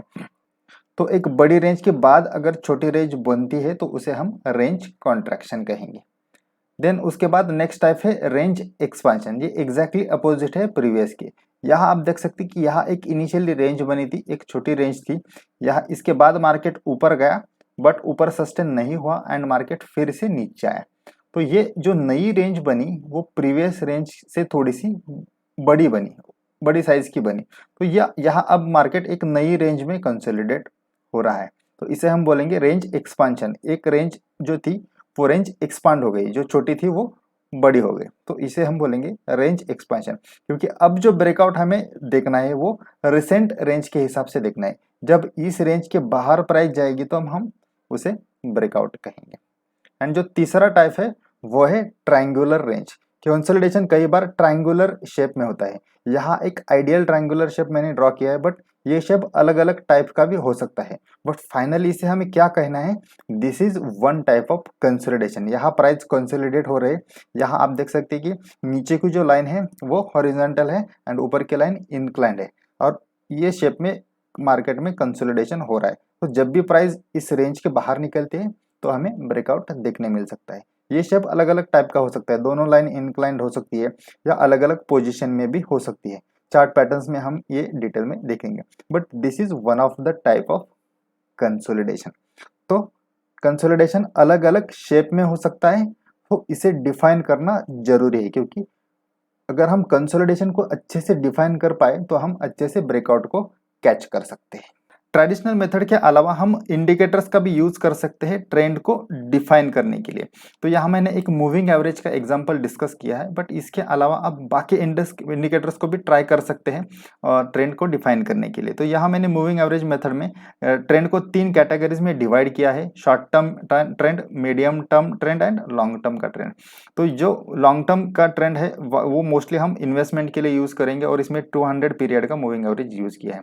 मीडियम टर्म के लिए हम 100 पीरियड का मूविंग एवरेज यूज करेंगे, एंड शॉर्ट टर्म के लिए फिर थोड़ा हम इसमें वेरी भी कर सकते हैं। मैंने यहाँ 21 पीरियड का किया है, बट आप इसमें थोड़ा सा कम भी कर सकते हैं। मे भी कुछ लोगों को अगर ज़्यादा एग्रेसिवली ट्रेड करना है तो 15 पीरियड का भी आप कर सकते हैं। तो इसमें थोड़ा बहुत चेंज चलेगा। ओवरऑल हमारा मोटो क्या है कि यहाँ हमें ट्रेंड को डिफाइन करना है, ना कि एग्जैक्टली वहाँ एंट्री लेनी। एंट्री के लिए हम अलग मेथड आगे डिस्कस करेंगे, बट इस मेथड में हम जस्ट देखेंगे कि ट्रेंड को डिफाइन कैसे करना है। तो यहाँ आप लेफ्ट से देख सकते हैं कि यहाँ जो ट्रेंड है मार्केट का ये बुलिश है, क्योंकि प्राइस तीनों भी मूविंग एवरेज के ऊपर है। और जैसे प्राइस ने यहाँ से नीचे इस मूविंग एवरेज को क्रॉस किया, ये जो मैजेंटा कलर का मूविंग एवरेज है वो है 21 पीरियड का। तो शॉर्ट टर्म ट्रेंड यहाँ बियरिश टर्न हुआ, तो उसके बाद आप देख सकते हैं कि अच्छी खासी बियरिश मूवमेंट आ गई। और जैसे ही यहाँ प्राइस तीनों मूविंग एवरेज के नीचे हो गई तो तीनों जो ट्रेंड के टाइप से वहाँ वो बेरिश हो गया, बट इसके बाद प्राइस बाउंस हो गई एंड देन शॉर्ट टर्म जो मूविंग एवरेज था 21 पीरियड का, इसको प्राइस ने क्रॉस किया, देन अगेन एक बुलिश रैली आ गई। तो इस टाइप से हम ट्रेंड को डिफाइन करेंगे, और जैसे हमारा ट्रेंड डिफाइन होगा उस दिशा में अगर हम ट्रेड करेंगे तो हमारी ट्रेडिंग की एक्यूरेसी बढ़ जाती है। तो इसलिए इंडिकेटर्स का यूज हमें ट्रेंड को डिफाइन करने के लिए करना है। या इसके अलावा हमारी जो ट्रेडिशनल मेथड है वो तो बहुत अच्छी वर्क होती है, बट इंडिकेटर्स का फायदा ये होगा कि हमें थोड़ा सा अर्ली एंट्री मिल सकती है। ट्रेडिशनल मेथड में थोड़ा सा हमें रुकना पड़ता है प्राइस स्ट्रक्चर बनने के लिए। तो कई बार हम मूविंग एवरेज या बाकी इंडिकेटर्स का भी यूज कर सकते हैं ट्रेंड को डिफाइन करने के लिए। यहाँ बस मेरा एक सजेशन है कि आप बहुत सारे इंडिकेटर्स का कॉम्बिनेशन ना करें, फिर उसमें क्या होता है कि हम फिर एक फर्म कंक्लूजन निकाल नहीं पाते, क्योंकि हर एक इंडिकेटर का अपना अपना अलग व्यू होता है। फिर हम ज़्यादा कॉम्बिनेशन करेंगे तो बहुत कन्फ्यूजन बढ़ता है। हार्डली 1 या 2 इंडिकेटर्स ही यूज करें। सिस्टम को जितना हम सिंपल रखेंगे उतना हम फर्म कंक्लूजन निकाल पाएंगे। तो ये एक सजेशन है। बहुत बार लोग इंडिकेटर्स पे इतना डिपेंड हो जाते हैं कि फिर कोई फर्म कंक्लूजन निकालना मुश्किल हो जाता है। बस ये हमें ख्याल रखना है। तो अभी तक हमने जाना कि मार्केट के स्टेजेस कौन से हैं एंड ट्रेंड को आइडेंटिफाई एंड डिफाइन कैसे करना है। अब जानते हैं कि मूवमेंट के कौन से टाइप्स होते हैं। लास्ट वीडियो में हमने जाना कि मार्केट के 3 स्टेजेस होते हैं, up trend, down trend and consolidation. जो up trend and down trend होते हैं उसके भी 2 सब टाइप्स होते हैं, उसे बोलते हैं impulse move and corrective move. Impulse move मतलब जो मार्केट की मेन डायरेक्शन है उसके डायरेक्शन में अगर मूवमेंट हो तो उसे इंपल्स बोलते हैं, और उसके अगेंस्ट हो तो उसे करेक्टिव मूव बोलते हैं। यहाँ आप चार्ट पे देख सकते हैं कि ओवरऑल जो स्टॉक का ट्रेंड है या स्टेज है वो अप ट्रेंडिंग है, स्टॉक अप ट्रेंडिंग है। तो इस डायरेक्शन में जो मूवमेंट होगी उसे बोलेंगे हम इंपल्स मूव, और उसके अगेंस्ट होगी वो बोलेंगे करेक्टिव मूव। ओवरऑल स्टॉक का ट्रेंड क्या है, बुलिश। तो बुलिश के डायरेक्शन में जो मूवमेंट यहाँ दिख रही है इसे इम्पल्स बोलेंगे, और ये थोड़ी सी करेक्टिव मूव हो गए, मतलब मेन ट्रेंड बुलिश है बट थोड़ा सा करेक्शन आ गया। देन उसके बाद अगेन इम्पल्स मूवमेंट आ गई, then corrective move, again impulse, right. तो यहाँ एक ऑब्जर्वेशन आप देख सकते हैं, जो इम्पल्स मूवमेंट होती है वो बहुत ही स्ट्रांग होती है। इम्पल्स मूवमेंट के जो कैंडल्स होते हैं वो बड़े बड़े होते हैं और स्ट्रांग कैंडल्स होते हैं। जो करेक्टिव मूवमेंट होती है वो हमेशा थोड़ी सी डल होती है, यहाँ के कैंडल्स भी डल होते हैं और इसकी लेग साइड भी छोटी सी छोटी होती है। इम्पल्स की लेग साइड्स भी बड़ी होती है। यहाँ आप देख सकते हैं कि एक करेक्शन के बाद जो इम्पल्स मूव आ गई, कितने स्ट्रॉन्ग कैंडल बने हैं और बहुत ही कम समय में स्टॉक ऊपर गया। तो करेक्टिव मूव हमेशा डल होती है एंड इम्पल्स मूव हमेशा स्ट्रॉन्ग एंड लॉन्ग होती है। और एक चार्ट पे देखते हैं, यहाँ आप देख सकते हैं और एक चार्ट है, वो यहाँ पे ओवरऑल ट्रेंड मार्केट का बुलिश है। तो ये मूवमेंट हो गई इम्पल्स, ये हो गई करेक्टिव, इम्पल्स करेक्टिव, ये again impulse corrective impulse, like that. Clear है? तो इम्पल्स मतलब जो मेन ट्रेंड है उसी दिशा में। अभी दो एग्जांपल हमने अप ट्रेंडिंग के देखे, एक एग्जांपल देखते हैं कि डाउन ट्रेंडिंग का। यहाँ आप देख सकते हैं ये टाटा मोटर्स का चार्ट है। तो यहाँ जो मेन ट्रेंड है यहाँ है डाउन ट्रेंडिंग। तो जो डाउन ट्रेंडिंग की डायरेक्शन में ये जो मूवमेंट है इसे क्या बोलेंगे हम? इम्पल्स। इम्पल्स मतलब हमेशा बुलिश ऐसा नहीं, मेन ट्रेंड की डायरेक्शन में जो मूवमेंट है उसे इम्पल्स बोलेंगे। तो मेन ट्रेंड यहाँ क्या है? Down trending. तो ये हो गई इम्पल्स, और ये थोड़ी सी शॉर्ट टर्म रिकवरी आ गई तो इसे बोलेंगे हम corrective. Again impulse corrective, impulse corrective, impulse, like this. So impulse मतलब मेन ट्रेंड की दिशा में जो मूवमेंट है उसे इम्पल्स बोलेंगे। अब जब हम अपना ट्रेड इम्पल्स डायरेक्शन में लेंगे या इम्पल्स मूव में लेंगे तो उसमें फायदा क्या होगा कि हमें बड़ा प्रॉफिट मिल सकता है, विनिंग प्रोबेबिलिटी बन सकती है, क्योंकि ये मूव्स हमेशा स्ट्रॉन्ग से रहते हैं। यहाँ अगर हम ट्रेड करने जाएंगे कॉन्ट्रा ट्रेड, तो यहाँ फंसने की चांसेस है, क्योंकि करेक्शन के बाद कभी भी करेक्टिव मूव इम्पल्स में बदल जाती है। करेक्टिव मूव हमेशा छोटे रहते हैं, तो करेक्टिव मूव में ट्रेड करना थोड़ा सा रिस्की रहता है। इम्पल्स मूवमेंट में अगर हम ट्रेड करेंगे तो वो ज़्यादा बेटर है, क्योंकि उसमें विनिंग प्रोबेबिलिटी भी बढ़ती है और बड़े बड़े प्रॉफिट्स मिलते हैं, क्योंकि बड़ी मूवमेंट्स होती है। तो ये फर्क है इम्पल्स एंड करेक्टिव मूव्स को। तो ये फर्क है इम्पल्स एंड करेक्टिव मूव्स के बीच में। तो मूवमेंट को समझना बहुत जरूरी है। तो मेन ट्रेंड जिस दिशा में है उस दिशा में हम इम्पल्स मूव को ढूंढेंगे और उसके अलोंग अगर ट्रेड करेंगे तो वो ज़्यादा सक्सेस देगा। अभी तक हमने देखा कि मार्केट के ट्रेंड किस टाइप के हैं एंड ट्रेंड को डिफाइन कैसे करना है। इसके साथ साथ और एक जरूरी बात है कि मार्केट का जो ट्रेंड है उसकी स्ट्रेंथ को समझना, कि क्या मार्केट का जो ट्रेंड है उसकी स्ट्रेंथ स्ट्रांग है या डल है। क्योंकि अगर स्ट्रेंथ स्ट्रांग हो तो हम एग्रेसिवली ट्रेड कर सकते हैं, बट अगर उसमें डलनेस हो तो वहाँ हमें कॉशियसली ट्रेड करना जरूरी होता है। तो सबसे पहले समझते हैं कि स्ट्रांग ट्रेंड को कैसे पहचानें। जब मार्केट का ट्रेंड स्ट्रांग रहता है तो जो ट्रेंड लाइन लेती है, ट्रेंड लाइन का जो डिग्री ऑफ इंक्लिनेशन रहता है वो लगभग 45 डिग्री के ऊपर रहता है, मतलब उसका स्लोप स्टिफ रहता है। तो जब भी इस टाइप के ट्रेंड लाइन हमें दिखती है तो वहाँ हम बोल सकते हैं कि मार्केट का ट्रेंड स्ट्रांग है। दूसरी बात, यहाँ जो कैंडल्स बनते हैं इस टाइप के ट्रेड में, इस टाइप के ट्रेंड में, वो बड़े बड़े कैंडल्स बनते हैं। तो यहाँ आप देख सकते हैं कि जो ग्रीन कैंडल्स यहाँ बने हैं, एक बड़े बड़े साइज के कैंडल बने हैं, स्ट्रांग कैंडल्स बने हैं। और तीसरी बात, इसमें जो रिट्रेसमेंट आता है, यहाँ एक रिट्रेसमेंट वेव आई, ये रिट्रेसमेंट वेव बहुत ही डल एंड स्मॉल साइज रहती है। यहाँ भी आप देख सकते हैं जो रिट्रेसमेंट आया बहुत ही छोटा सा रिट्रेसमेंट आया एंड डल कैंडल का रिट्रेसमेंट है। तो ये तीनों पॉइंट्स दर्शाते हैं कि ओवरऑल मार्केट का जो ट्रेंड है उसमें अच्छी खासी स्ट्रेंथ है। तो इस टाइप की ट्रेंड में हम एग्रेसिवली ट्रेड कर सकते हैं, ट्रेड को लंबे समय के लिए होल्ड भी कर सकते हो, तो यहाँ प्रॉफिट हमारा मल्टीप्लाई हो जाता है। तो मार्केट के ट्रेंड के साथ उसकी स्ट्रेंथ को समझना भी बहुत जरूरी है। नेक्स्ट देखते हैं कि डल ट्रेंड को कैसे पहचाने। जैसे हमने स्ट्रॉन्ग ट्रेंड में देखा कि जो इम्पल्स मूव्स होती है वो स्ट्रॉन्ग एंड लंबी होती है। डल ट्रेंड में इम्पल्स मूव की साइज छोटी होती है एंड उसका स्टिफनेस भी फ्लैटर होता जाता है। यहाँ आप देख सकते हैं जो पहली मूवमेंट थी वो एक अच्छी खासी स्ट्रॉन्ग मूवमेंट थी, बट उसके बाद के जो इम्पल्स मूव्स बने वो साइज में छोटे बने एंड इसका स्लोप भी थोड़ा सा फ्लैटर हुआ। दूसरी बात, इसमें जो कैंडल्स बने इस इम्पल्स मूवमेंट में वो बहुत ही छोटे छोटे एंड डोजी कैंडल बने, बड़े बड़े कैंडल्स इसमें नहीं बने। This was a second indication and slope तो इसका कम ही हुआ। एंड इसके बाद आप देख सकते हैं कि देन थोड़ा सा स्टॉक कंसोलिडेट होके फिर बियरिश टर्न हुआ। तो डल ट्रेंड जब भी ऐसा डलनेस ट्रेंड में दिखता है तो वहां हमें कॉशियसली ट्रेड करना पड़ता है, क्योंकि उसके बाद रिवर्सल होने के या एटलीस्ट कंसोलिडेशन फेज में स्टॉक जाने के चांसेस रहते हैं। डलनेस का और एक एग्जांपल देखते हैं। ये अभी बियरिश ट्रेंड है, तो यहाँ आप देख सकते हैं कि जो इनिशियल मूवमेंट थी, इनिशियल मूव थी, मतलब बियरिश ट्रेंड की इम्पल्स मूव वो स्ट्रांग थी, बट उसके बाद के जो मूव्स है उसका आप स्लोप देखिए, ये फ्लैटर फ्लैटर होते गया एंड साइज में छोटे छोटे मूव्स बने एंड यहाँ थोड़ा सा कंसोलिडेशन होने के बाद स्टॉक रिवर्स हुआ। तो जब भी स्ट्रेंथ में डलनेस दिखे तो वहां से एटलीस्ट कंसोलिडेशन या रिवर्सल आने के चांसेस रहते हैं। तो स्ट्रॉन्ग ट्रेंड में ही हमें एग्रेसिवली ट्रेड करना है।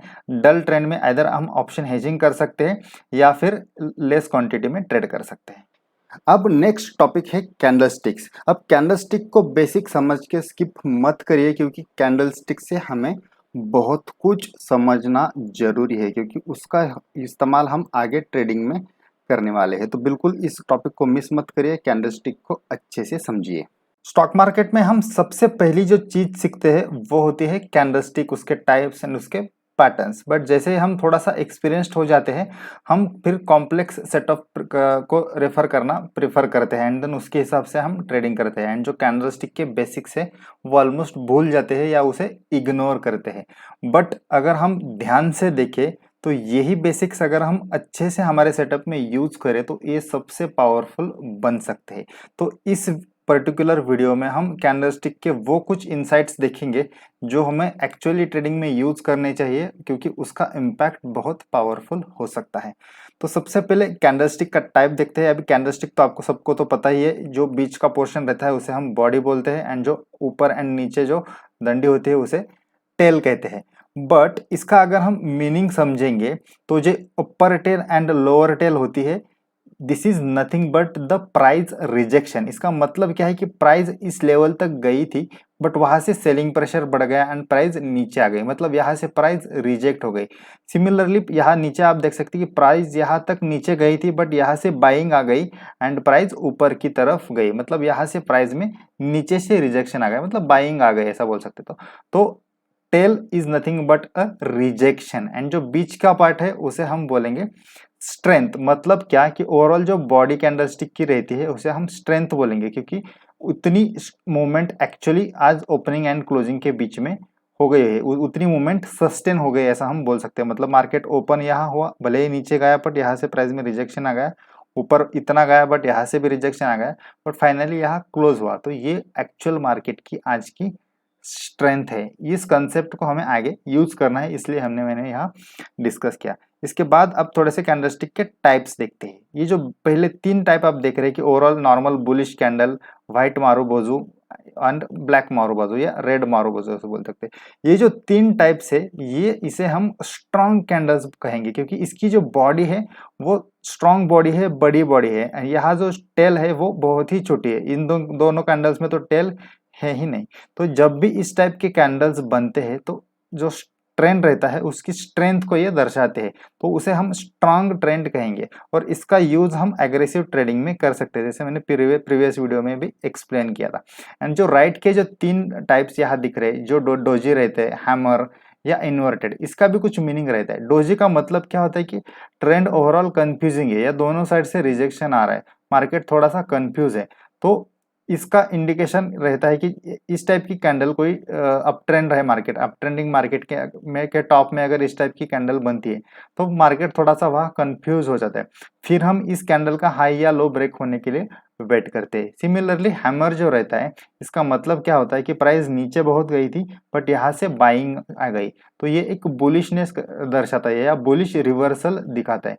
सिमिलरली इन्वर्टेड हैमर का मतलब क्या हुआ कि प्राइस बहुत ऊपर तक गई थी बट वहां से प्राइस में रिजेक्शन आ गया, तो ये क्या दर्शाता है, ये प्राइस का रिजेक्शन दर्शाता है, मतलब ये थोड़ा सा नेगेटिव प्राइस टर्न हो रही है, ये इंडिकेशन इससे मिलता है।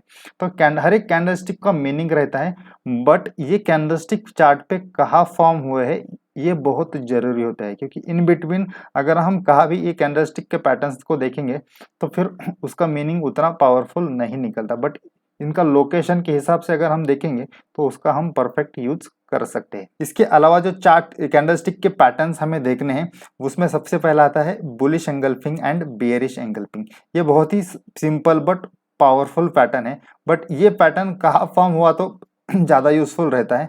ये पैटर्न जब स्विंग हाई या स्विंग लो के आसपास बनता है तब वो बहुत ही स्ट्रांग होता है। लाइक यहाँ आप देख सकते हैं स्विंग लो पे एक बुलिश एंगल्फिंग बना एंड उसके बाद आप देख सकते हैं कि एक अच्छी खासी मूवमेंट आ गई। सिमिलरली यहाँ भी एक बुलिश एंगल्फिंग बना, यहाँ एक स्विंग लो था, इसके बाद एक अच्छी खासी अपसाइड आ गई। ऊपर की तरफ ये स्विंग हाई पे बेयरिश एंगल्फ बना एंड देन उसके बाद मार्केट में सेल ऑफ हुआ।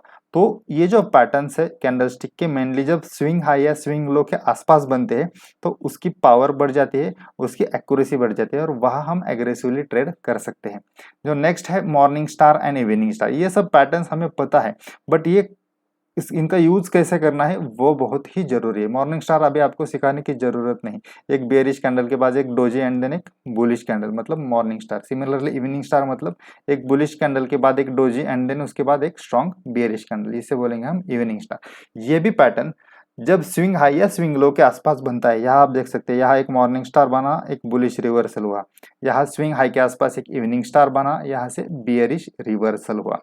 तो कैंडल स्टिक के जो पैटर्न्स है वो अगर स्विंग हाई या स्विंग लो के आसपास बने या सपोर्ट या रेजिस्टेंस के पास बने तो उसे हम एक्यूरेटली यूज कर सकते हैं। सो हमारे ट्रेडिंग सेटअप में हमें कैंडलस्टिक का यूज करना है क्योंकि कैंडलस्टिक को रीड करना बहुत ही इजी होता है, हम फास्ट डिसीजन ले सकते हैं और कैंडलस्टिक को यूज करके हम सिंपल तरीके से हमारी ट्रेडिंग की एक्यूरेसी बढ़ा सकते हैं। अब नेक्स्ट टॉपिक डिस्कस करते हैं logic of support and resistance. Support resistance stock market का सबसे पॉपुलर टॉपिक है, मतलब हर ट्रेडर कभी ना कभी सपोर्ट रेजिस्टेंस को यूज करता ही है। तो सबसे पहले हम जानते हैं कि सपोर्ट एंड रेजिस्टेंस का मतलब क्या है। सबसे पहले सपोर्ट के बारे में जानते हैं। सपोर्ट मतलब चार्ट पे ऐसा एक लेवल जहां अगर प्राइस आए तो वहां प्राइस सपोर्ट ले सकता है। मतलब क्या कि प्राइस अभी उस लेवल के ऊपर है और अगर प्राइस गिर के उस लेवल के पास आया तो उस लेवल से प्राइस बाउंस बैक हो सकता है, मतलब उस लेवल पे प्राइस सपोर्ट ले सकता है, इसलिए उसे सपोर्ट कहा जाता है। अब ये कब पॉसिबल होगा, कब उस लेवल से प्राइस बाउंस करेगी या वहां से ऊपर चली जाएगी, अगर उस लेवल पे प्राइस आने के बाद अगर बायर्स एग्रेसिव हो जाते हैं सेलर्स पे तो ही वो पॉसिबल है। मतलब इस लेवल पे प्राइस आने के बाद बायर्स एग्रेसिव होना जरूरी है तो ही यहाँ से बाउंस बैक आएगा। तो इसीलिए ऐसे लेवल को सपोर्ट कहा जाता है जहां से प्राइस बाउंस होने के चांसेस रहते हैं। अब ये सपोर्ट निकालने के अलग अलग मेथड्स है, आगे हम डिस्कस करेंगे उसके बारे में, बट अभी जस्ट सपोर्ट का लॉजिक समझते हैं। तो जैसे ये सपोर्ट उसी तरह फिर रेजिस्टेंस भी काम करता है।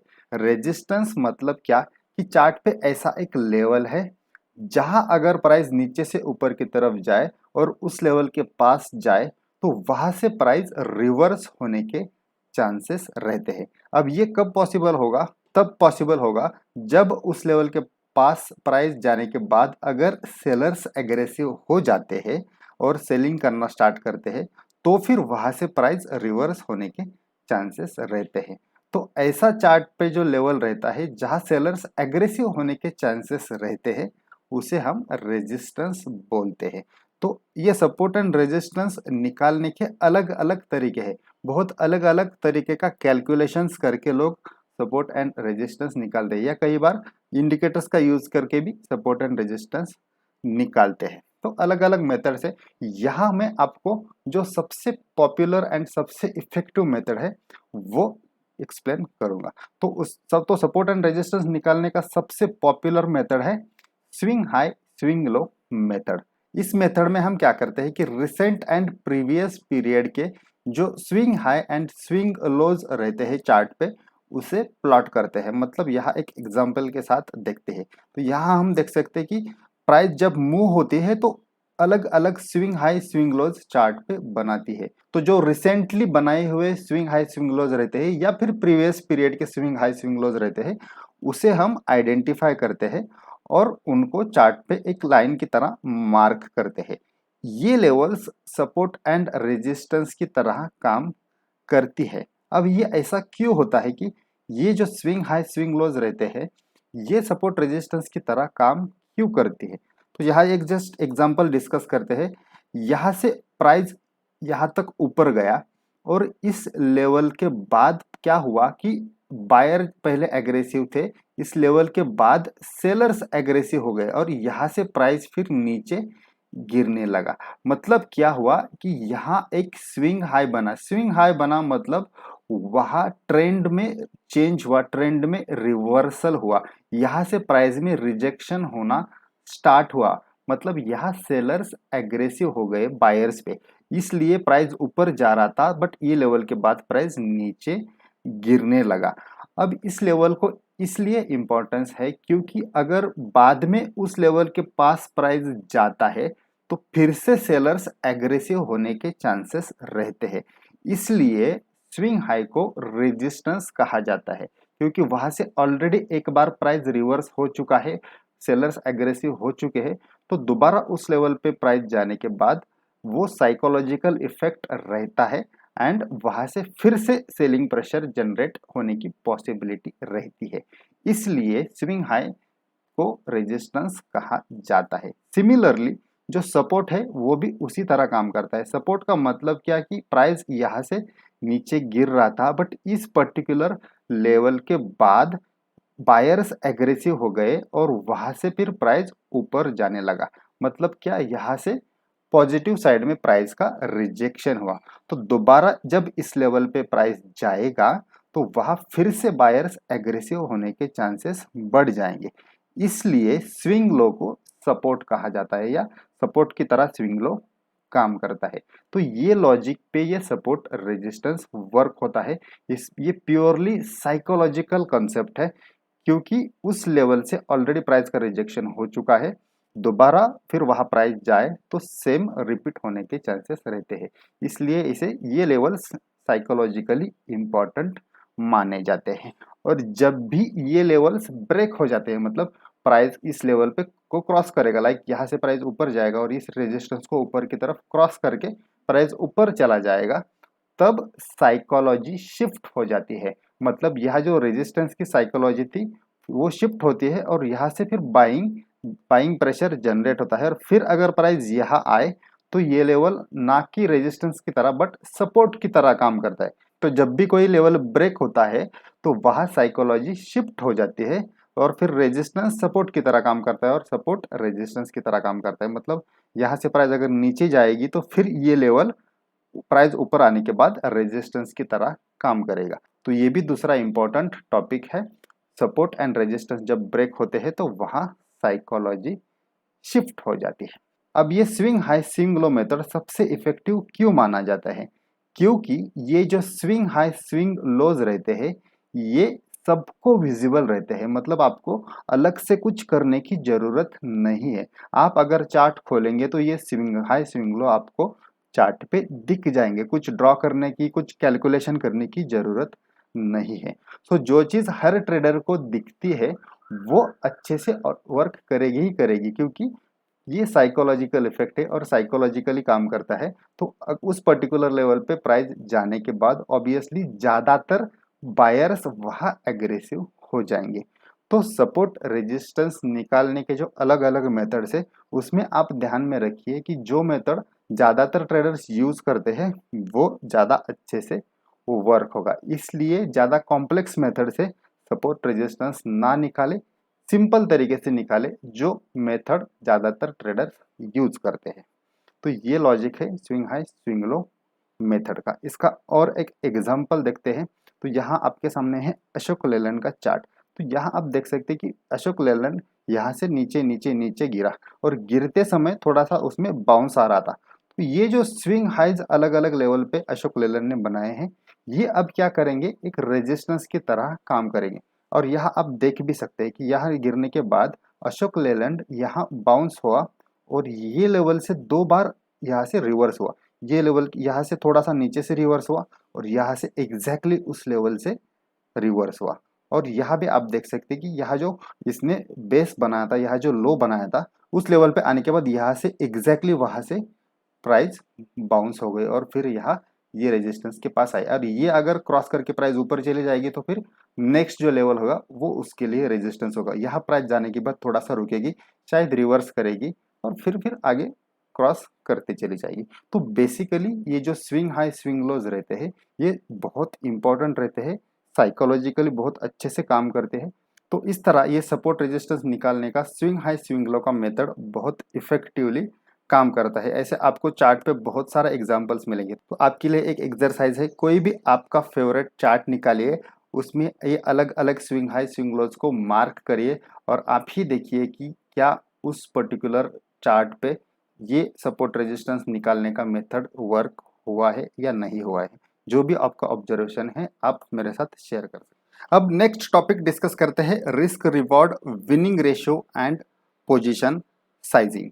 ये सबसे ज़्यादा इम्पोर्टेंट टॉपिक है, क्योंकि इस टॉपिक का रेफरेंस रख के ही हम हमारी ट्रेडिंग मेथड डेवलप करेंगे। और इसमें भी सिर्फ एक टॉपिक अगर हम लेंगे तो उसका कुछ फ़ायदा नहीं होगा। तीनों टॉपिक का कोरिलेशन अगर हम रखेंगे तो ही हम ट्रेडिंग में सक्सेसफुल हो सकते हैं। तो चलिए वन बाय वन ये तीनों टॉपिक डिस्कस करते हैं और कैसे इनका कोरिलेशन करना है ये भी हम जानते हैं। सबसे पहले हम रिस्क रिवॉर्ड डिस्कस करते हैं, देन विनिंग रेशो, देन ये दोनों का कोरिलेशन हम डिस्कस करेंगे एंड देन बाद में पोजीशन साइजिंग के बारे में डिस्कस करते हैं। तो सबसे पहले देखते हैं रिस्क रिवॉर्ड। अब रिस्क रिवॉर्ड आपको तो पता ही है कि रिस्क रिवॉर्ड रेशियो हम कैसे निकालते हैं। बेसिकली ये रेशियो होता है हमारा स्टॉप लॉस एंड जितना हम रिवॉर्ड का टारगेट रखते हैं। तो स्टॉप लॉस एंड रिवॉर्ड मतलब टारगेट। अब ये जो अमाउंट होता है ये कितना रखना है हम हमारे एनालिसिस मेथड से या जो भी ट्रेडिंग मेथड हम यूज़ करते हैं उसके बेसिस पे डिसाइड करते हैं, या उसके बेसिस पे हमें ये दो वैल्यूज मिलते हैं।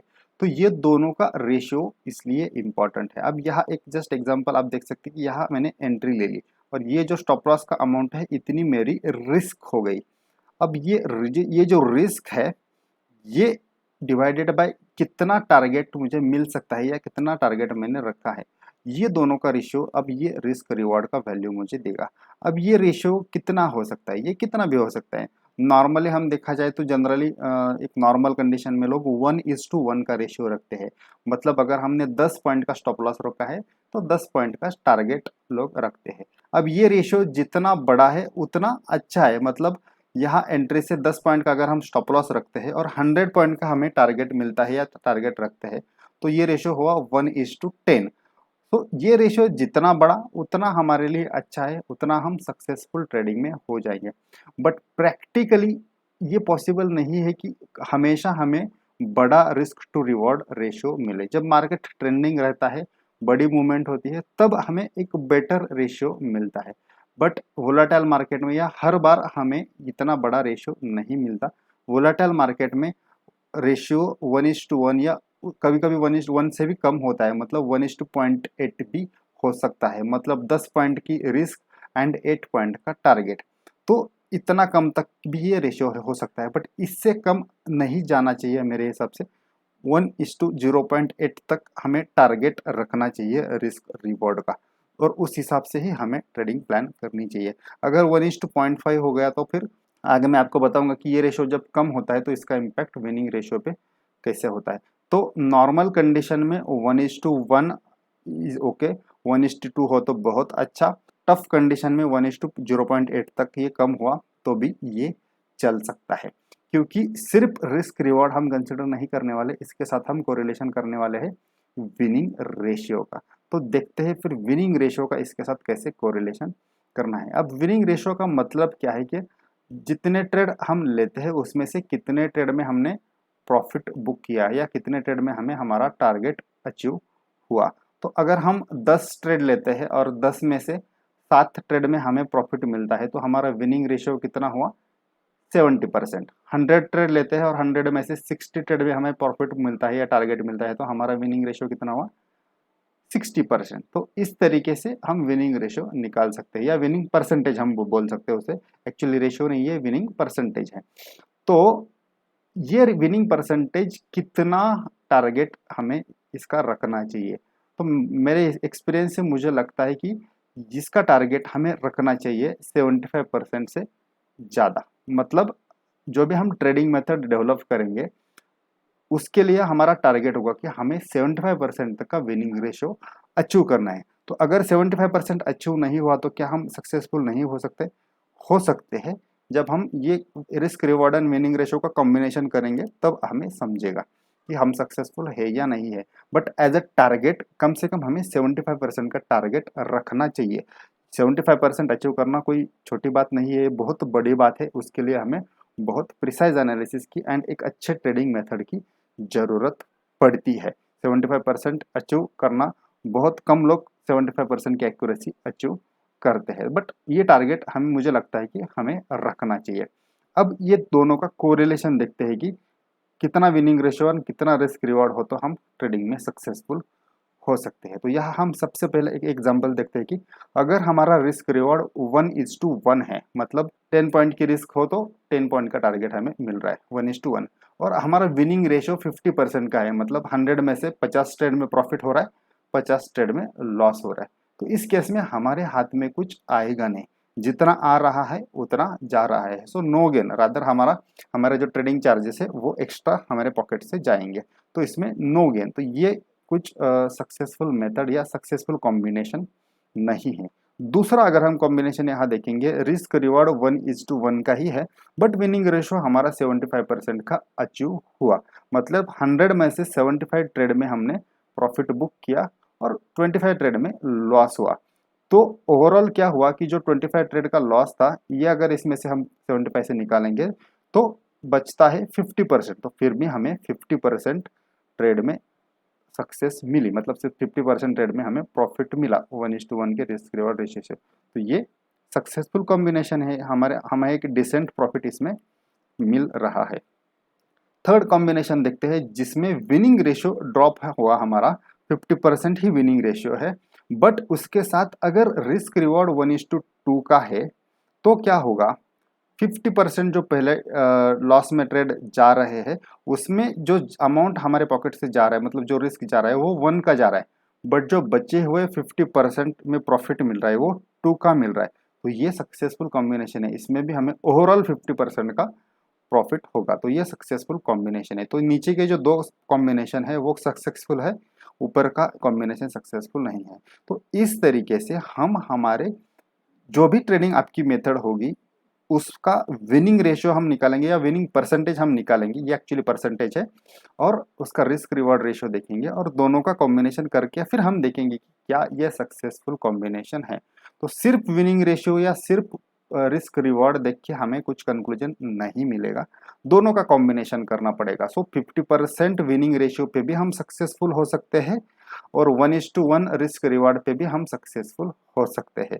दोनों भी जितना बेटर हो उतना हम कोशिश करेंगे बेटर होने करने की, बट कॉम्बिनेशन करके देखेंगे कि कौन सा कॉम्बिनेशन सक्सेसफुल है, और उस हिसाब से फिर हमारी ट्रेडिंग मेथड हम डेवलप करेंगे, उसमें चेंजेस करते जाएंगे, उसको इम्प्रूव करते जाएंगे। तो इस तरीके से risk reward and winning ratio का कॉम्बिनेशन करना बहुत जरूरी है, हर ट्रेडर को ये करना चाहिए। बहुत बार हम अलग अलग इसको ट्रीट करते हैं, इसलिए उससे कुछ कंक्लूजन नहीं आता एंड फिर हम उसको इग्नोर करते हैं। तो ये हो गया risk reward and winning ratio. अब डिस्कस करते हैं पोजीशन साइजिंग। अब ये थर्ड है, ये दो अचीव होने के बाद भी हम लॉस में जा सकते हैं अगर हम पोजीशन साइजिंग ठीक से नहीं करें। तो कैसे, मैं आपको आगे बताता हूँ। तो देखते हैं पोजीशन साइजिंग का मतलब क्या है। Position sizing is nothing but quantity of trade, मतलब एक ट्रेड में हमें कितनी क्वांटिटी लेनी चाहिए, क्योंकि मार्केट में हमें अलग अलग तरीके से मार्जिन मिलता है। जैसे फ्यूचर एंड ऑप्शंस में हम ट्रेड करते हैं तो हमें अच्छा खासा मार्जिन मिलता है, तो ऑप्शंस में तो बहुत बड़ा मार्जिन मिलता है।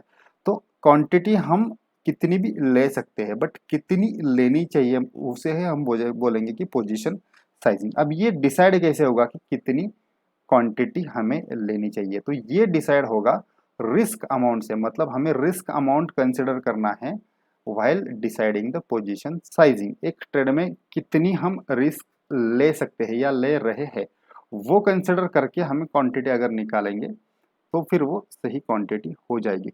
क्योंकि अगर वो ठीक से हम कंसिडर नहीं करेंगे तो क्या हो सकता है, मैं जस्ट आपको एक एग्जांपल के थ्रू बताता हूँ। अभी बहुत सारे ट्रेडर्स ऑप्शंस में ट्रेड करते होंगे, तो ऑप्शंस में कैसा होता है कि हमें बहुत कम अमाउंट में बड़ी क्वांटिटी मिलती है। अगर किसी का ट्रेडिंग कैपिटल मान लो कि 50,000 का है और उसने 50,000 के ऑप्शंस बाय कर दिए, फॉर एग्जांपल उसने निफ्टी का कोई 100 रुपीज़ का कॉल ऑप्शन या पुट ऑप्शन बाय किया है और पूरा 50,000 इसमें इन्वेस्ट किया है। अब ये 100 रुपीज़ का जो निफ्टी का ऑप्शन होता है वो कैसे मूव होता है आपको पता है, एक घंटे में वो 150 हो सकता है, 200 हो सकता है, या घंटे में वो 50 भी हो सकता है, 40 हो सकता है, 30 हो सकता है। और ऑप्शंस का जो नॉर्मल मूवमेंट होता है उसमें 25% का स्टॉप लॉस कोई बड़ी बात नहीं है। मतलब 100 पे अगर कोई आप बाय करते हैं ऑप्शन, तो 75 का तो मिनिमम स्टॉप लॉस रखना पड़ता है, क्योंकि उतनी वोलेटिलिटी मार्केट में होती है। तो इस टाइप से अगर हम पूरा कैपिटल ऑप्शन में इन्वेस्ट करेंगे और उसमें 25% का स्टॉप लॉस लगाएंगे, और अनफॉर्चुनेटली अगर ऐसा हुआ कि हमारा स्टॉप लॉस हिट हुआ, तो एक ट्रेड में हम 25% का लॉस करने वाले हैं। और इस तरीके से अगर बैक टू बैक 4 ट्रेड्स हमारे निगेटिव गए, तो 4 ट्रेड में ही हमारा पूरा कैपिटल फिनिश हो सकता है, ट्रेडिंग अकाउंट पूरा खाली हो सकता है। और क्या ये पॉसिबल है? बिल्कुल पॉसिबल है। हम विनिंग रेशियो की बात करते हैं, बट हम विनिंग रेशियो कैसे निकालते हैं? एक large number of sample size लेते हैं, मतलब 100 हमने ट्रेड लिए तो उसमें से 75% सक्सेसफुल, बट जो 25% या 25 क्वांटिटी लॉस में जाने वाले हैं, उसमें बैक टू बैक 4 लॉस में जाना पॉसिबल है, बिल्कुल प्रैक्टिकली पॉसिबल है। सो इसलिए ये जो रिस्क पर ट्रेड हम जो लेते हैं वो भी हमें कंसिडर करनी चाहिए, क्योंकि 75% का विनिंग रेशियो 1:2 या 1:4 का रिस्क रिवॉर्ड हमारी मेथड हमें देती है। और अगर हम पोजीशन साइजिंग ठीक से नहीं कर पाए तो 4 ट्रेड में फिर भी हमारा अकाउंट पूरा खाली हो सकता है। तो इसलिए ये दोनों के साथ, ये दोनों का कोरिलेशन बहुत अच्छा बना। इसके साथ पोजीशन साइजिंग अगर ठीक से नहीं किया तो कोई फायदा नहीं है। तो इसलिए हमें ये जो रिस्क अमाउंट या रिस्क पर ट्रेड है, ये कंसिडर करके पोजीशन साइजिंग करनी है। अब ये रिस्क एक ट्रेड में कितनी लेनी चाहिए? आइडियली 1 to 3% रिस्क ही एक ट्रेड में लेनी चाहिए। 1 to 3% of what? 1 to 3% of trading capital, उतनी ही रिस्क पर ट्रेड लेनी है। मतलब अगर आपका ट्रेडिंग कैपिटल 1 लाख का है, तो 1000 से लेके 3000 रुपए पर ट्रेड, इतनी ही रिस्क आपको लेनी चाहिए। तो आप ऑप्शन का कैलकुलेशन करेंगे तो ये रिस्क लेने के लिए आपको तो बहुत कम क्वांटिटी लेनी पड़ेगी। तो ये तो करना ही पड़ेगा। अगर हम ये नहीं करेंगे तो ये पॉसिबल है, 4-5 ट्रेड बैक टू बैक हमारे स्टॉप लॉस हिट हो सकते हैं वोलेटाइल मार्केट में, किसी के भी होते हैं, मेरे खुद के होते हैं। तो ये पोजीशन साइजिंग हम ठीक से नहीं करेंगे तो बहुत बड़ा लॉस हो सकता है। इन वर्स्ट केस हमारा पूरा अकाउंट खाली हो सकता है। तो ये 1 to 3% कैसे आया? ये बाय एक्सपीरियंस आया। अभी इसमें कुछ फिक्स्ड रूल नहीं है, थोड़ा सा थंब रूल है, थोड़ा सा फ्लेक्सिबिलिटी इसमें चल सकती है। बट ये रिस्क अमाउंट हम जितना ज़्यादा बढ़ाएंगे, उतना ज़्यादा हमारा सक्सेसफुल होने का परसेंटेज या पॉसिबिलिटी, प्रोबेबिलिटी कम होगी। और ये कितना कम हो सकता है? 1 से कम तो नहीं रखेंगे, फिर रिवॉर्ड में हमें कुछ रखना है 1, फिर रिवॉर्ड बहुत मिलेगा। अगर क्वांटिटी बहुत ज़्यादा हम कम करेंगे तो रिवॉर्ड भी कम होगा। तो इसलिए 1 to 3% एक डिसेंट कॉम्बिनेशन है, इस रेंज में हम रख सकते हैं। और ये रेफरेंस रख के हम क्वांटिटी कैलकुलेट कर सकते हैं। ये कैसे करना है? इसका ये फॉर्मूला है, क्वांटिटी इक्वल टू हमारा जो ट्रेडिंग कैपिटल है उसे हम रिस्क पर ट्रेड से डिवाइड करेंगे। तो अगर हमारा 1 लाख का कैपिटल है और फॉर एग्जांपल हम 1% ही सेफ साइड रिस्क ले रहे हैं, तो हमारी क्वांटिटी कितनी होगी? 1 लाख डिवाइडेड बाय 1000, मतलब 100 क्वांटिटी हमारी आएगी। अब अगर हम इक्विटी में इंट्राडे करते हैं तो हम, मुझे लगता है कि 1 to 2% तक की रिस्क हम ले सकते हैं। अगर आप ऑप्शन बाइंग करते हैं तो फिर आपको 1 to 2% में मैनेज नहीं होगा, आपको 3% की तो रिस्क लेनी पड़ेगी। तो इस हिसाब से हमें क्वांटिटी डिसाइड करनी है दोस्तों, क्योंकि हमें ब्रोकर मार्जिन अलाउ कर रहा है, तो कितना भी मार्जिन लेके कितनी भी क्वांटिटी नहीं लेनी चाहिए।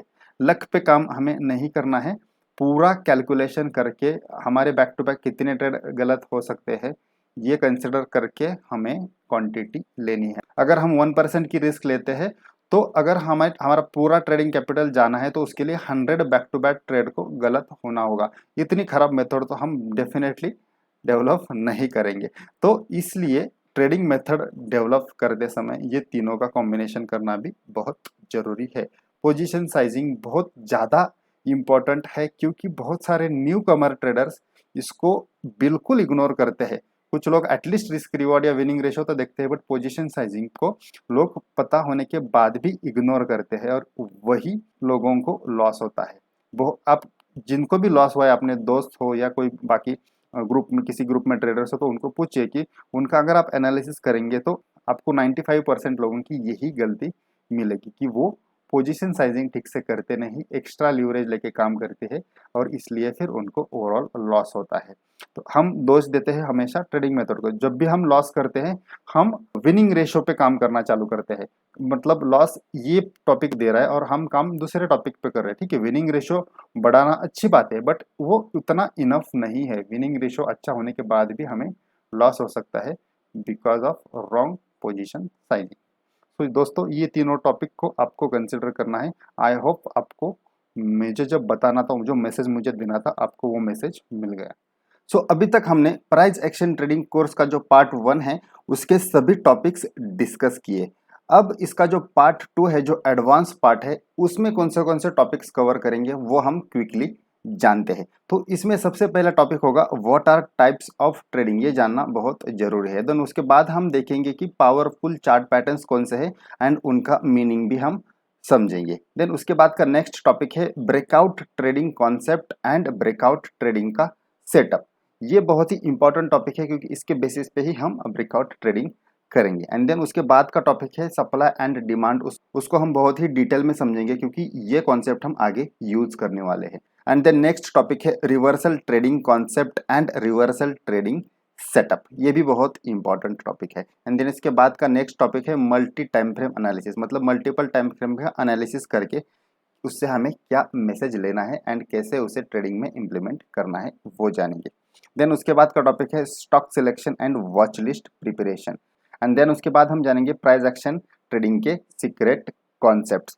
ये टॉपिक जो है ये गेम चेंजर टॉपिक है क्योंकि ये जो कॉन्सेप्ट्स है आपको डायरेक्टली ट्रेडिंग में यूज होने वाले हैं एंड आपका ट्रेडिंग ड्रास्टिकली इम्प्रूव होने वाला है। तो ये टॉपिक बहुत ही इंपॉर्टेंट है। तो उसके बाद हम वॉल्यूम का लॉजिक समझेंगे एंड उसको कैसे हमें ट्रेडिंग में यूज करना है ये जानेंगे। एंड देन उसके बाद का नेक्स्ट टॉपिक है how to identify fake breakouts, क्योंकि ये भी जानना बहुत जरूरी है क्योंकि ये हम अगर जितना जल्दी पहचान सके उतना हम लॉस से बच सकते हैं। तो ये भी इंपॉर्टेंट टॉपिक है। एंड एंड में कुछ हम एग्जांपल्स डिस्कस करेंगे, जो भी हमने कॉन्सेप्ट या ट्रेडिंग सेटअप डिस्कस किया है उसके कुछ एग्जांपल्स एंड में हम डिस्कस करेंगे। तो ये पार्ट 2 जो है एडवांस पार्ट है, ये बहुत ही इंटरेस्टिंग होने वाला है। ये पार्ट आपको अलग प्लेटफॉर्म पे मिलेगा और ये पेड रहेगा बट इसकी जो फीस है बहुत ही अफोर्डेबल रहेगी। पार्ट 2 में एनरोल करने की लिंक मैंने डिस्क्रिप्शन बॉक्स में रखी है, उस पर क्लिक करके आप पार्ट 2 में एनरोल कर सकते हैं। आपको कुछ भी क्वेरी है मेरा व्हाट्सअप नंबर भी डिस्क्रिप्शन बॉक्स में है, उस पर क्लिक करके आप मुझे मैसेज करके पूछ सकते हैं। Thank you.